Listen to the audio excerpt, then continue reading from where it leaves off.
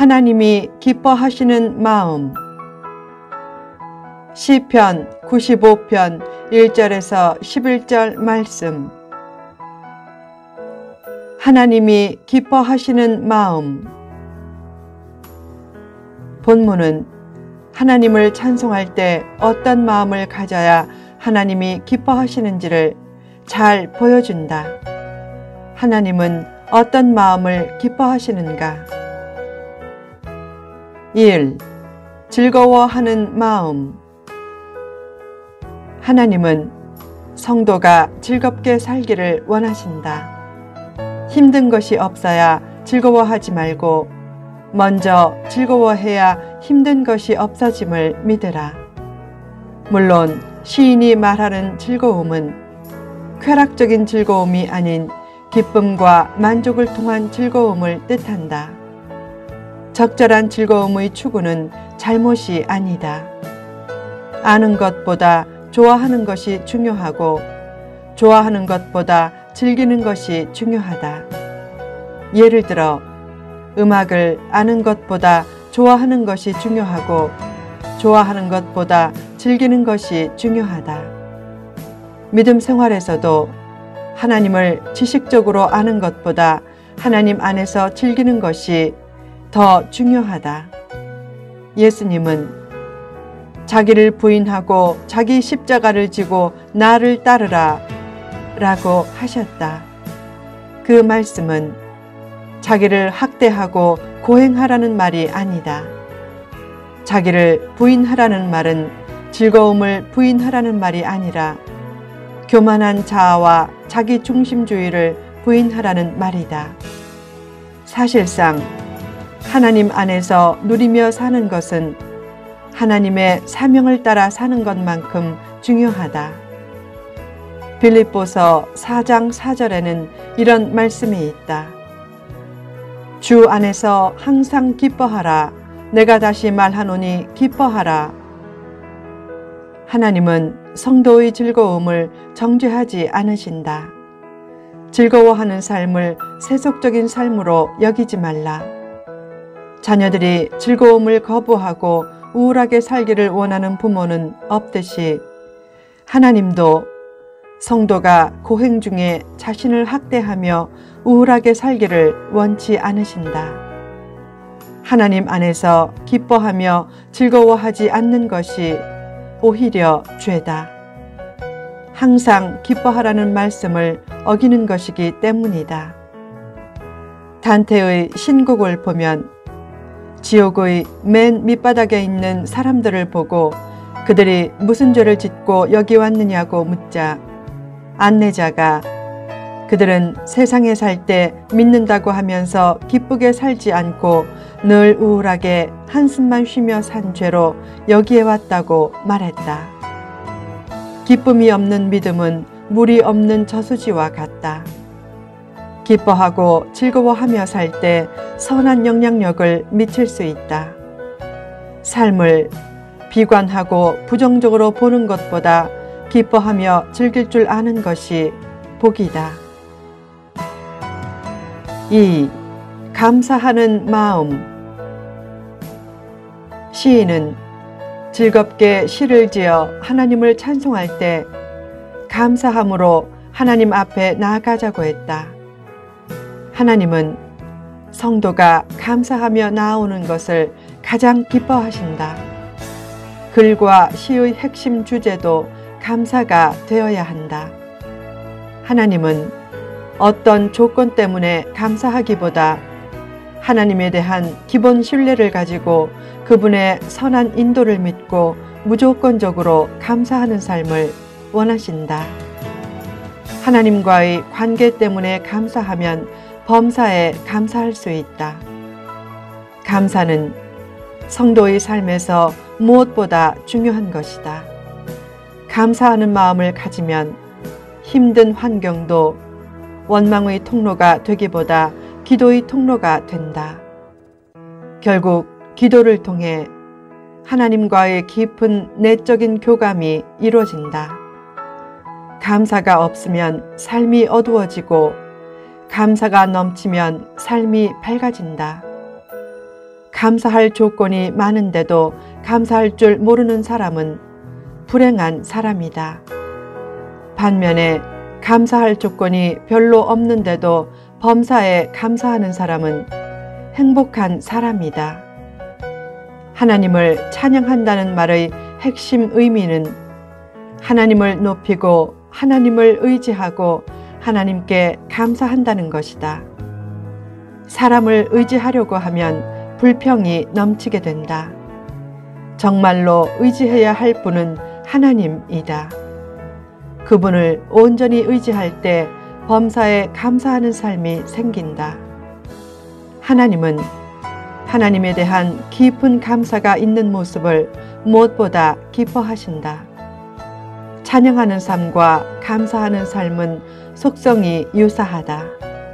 최고의 찬양은 범사에 감사하는 삶을 통해 나타난다.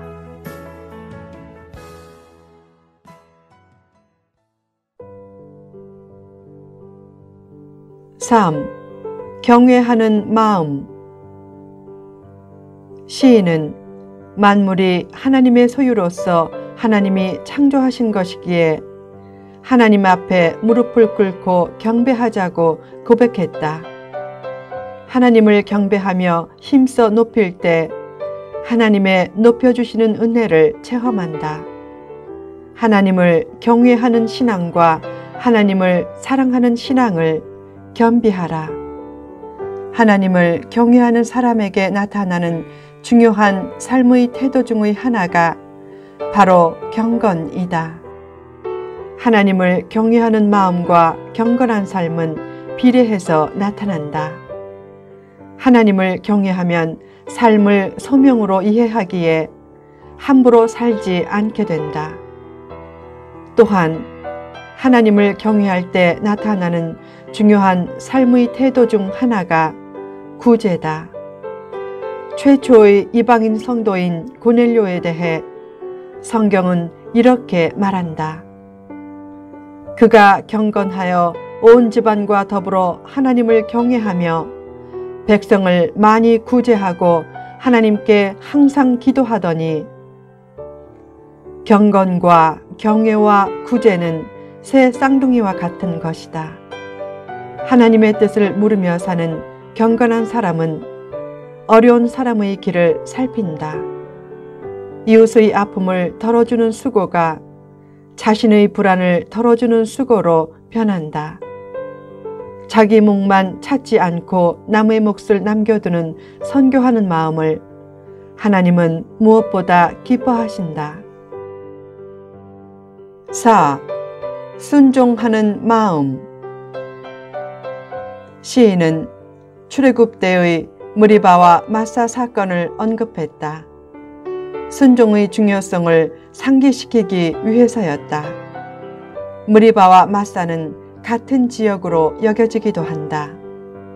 그곳에서 이스라엘 백성들은 물이 없다고 불평하며 하나님을 시험 대상으로 삼았는데 이스라엘은 역사적으로 무리바 사건을 불신적인 삶의 전형적인 사건으로 여겼다. 그처럼 이스라엘은 광야 생활 40년간 수시로 하나님을 원망하며 하나님을 근심하게 했다. 사실상 광야의 방황은 불순종으로 인한 그들의 내적 방황에 따르는 필연적인 열매였다. 결국 어떻게 되었는가? 시인은 노래했다. 그러므로 내가 노하여 맹세하기를 그들은 내 안식에 들어오지 못하리라 하였도다. 내 안식은 하나님 안에서 누리는 평안을 뜻하지만 구체적으로는 젖과 꿀이 흐르는 가나안 땅을 뜻한다. 즉 광야에서 불순종한 20세 이상의 백성들은 여호수아와 갈렙 외에는 모두 광야에서 방황하다가 죽고 한 명도 가나안 땅에 들어가지 못하게 하셨다는 것이다. 순종하는 삶이 얼마나 중요한가. 찬송은 즐겁게 노래하는 것으로 끝나면 안 된다. 순종하는 마음을 새롭게 하고 순종을 다짐하는 결단으로 이어져야 참된 찬송이 된다. 믿음도 순종하는 마음을 품게 하고 실제로 순종하는 삶으로 나타나야 참된 믿음이다. 순종하는 마음을 가지고 하나님을 찬송할 때 그 찬송이 환경을 바꾸고 세상을 바꾸는 능력 있는 찬송이 된다. 왜 질서 있는 군대에서 대적을 이기는 강력한 힘이 나오는가? 순종이 살아있기 때문이다. 군대의 생명과 힘의 원천은 순종이다. 군대에서는 개인 병사의 생각과 뜻을 앞세우기보다 상사의 명령에 절대적으로 순종하고 심지어는 생명까지 내놓는다. 신앙생활에서도 성도에게 요구되는 가장 중요한 사명과 의무 중의 하나가 순종하는 삶이다. 하나님께 순종하고 말씀에 순종하고 리더에게 순종하면 놀라운 축복이 따른다. 하나님이 아담에게 선악을 알게 하는 나무의 열매는 따먹지 말라고 하셨다. 그때 중요한 것은 선악과 자체가 아니라 선악과에 대해 주어진 명령이다. 그 명령에 불순종함으로 영생을 잃었다. 그만큼 순종이 중요하다. 하나님은 불순종한 사울에게 순종이 제사보다 낫고 듣는 것이 숫양의 기름보다 낫다 라고 말씀했다. 순종하는 삶은 예배하고 찬송하는 삶의 핵심적인 내용이자 믿음을 통해 나타나는 최고의 열매 중의 하나다.